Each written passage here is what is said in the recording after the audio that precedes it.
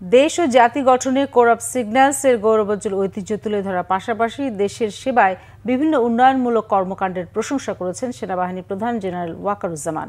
দুপুরে যশোর সেনানিবাসে signal training centre and স্কুলে কোর অফ সিগন্যালসের বাৎসরিক অধিনায়ক সম্মেলনে অংশ নেন তিনি। কোরের প্রযুক্তিগত উন্নয়ন, গবেষণা, পেশাগত দক্ষতা বৃদ্ধি ও ভবিষ্যৎ পরিকল্পনা সহ বিভিন্ন বিষয়ে কোর অফ সিগন্যালসের অধিনায়ক ও অন্যান্য কর্মকর্তাদের সাথে মত বিনিময় করেন।